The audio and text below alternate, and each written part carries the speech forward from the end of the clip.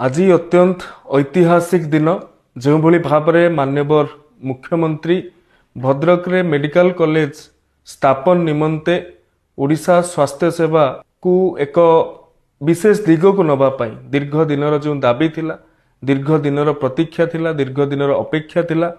भद्रक जिलावासी विभिन्न समाजसेवी संगठन ठारू आरंभ करिकी स्वेच्छासेवी मानक पर्यंत दल मत जाति धर्म निर्विशेष रे प्रत्येकटी भद्रकिया चाहूले भद्रक रे मेडिकल कॉलेज स्थापना हेउ।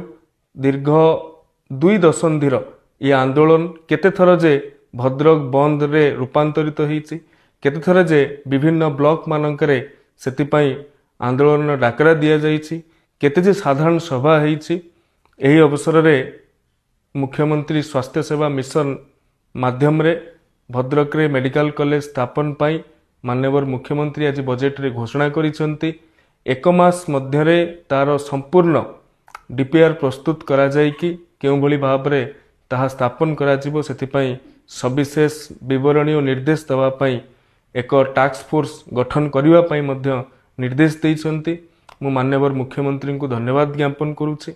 धन्यवाद ज्ञापन करिबी समस्त तमाम जनसाधारण, धन्यवाद ज्ञापन करिबी तमाम नेतृत्व माननीय केंद्र मंत्री श्रीजुक्त धर्मेंद्र प्रधान महोदय आरंभ करी राज्य सभापति श्रीजुक्त मनमोहन सामल पर्यंत, स्वास्थ्य मंत्री डॉक्टर मुकेश महालिंग आरंभ करी भद्रक सांसद, भद्रक विधायक एवं भद्रक समस्त जनप्रतिनिधि माने, भद्रक समस्त बुद्धिजीवी जो माने आंदोलन को बंचई रखिबारे एक विशेष भूमिका ग्रहण करथिले। एवं आज भी मो पई एक विशेष मुहूर्त जेतेबेले मोर दिवंगत पिता मिलित क्रियानुष्ठान कमिटी गठन करिके 2007 मसीहा पाखरु एहाकू आगे नवा पाई कार्य करथिले। समस्त भद्रकवासी तरफ राज्य सरकार को धन्यवाद ज्ञापन करुछि, कृतज्ञता ज्ञापन करुछि। जिला पाई ये अविस्मरणीय मुहूर्त दिने निर्वाचन पूर्व केंद्र गृहमंत्री अमित शाह जी आसीथिले एवं सी भी घोषणा करके जाइथिले।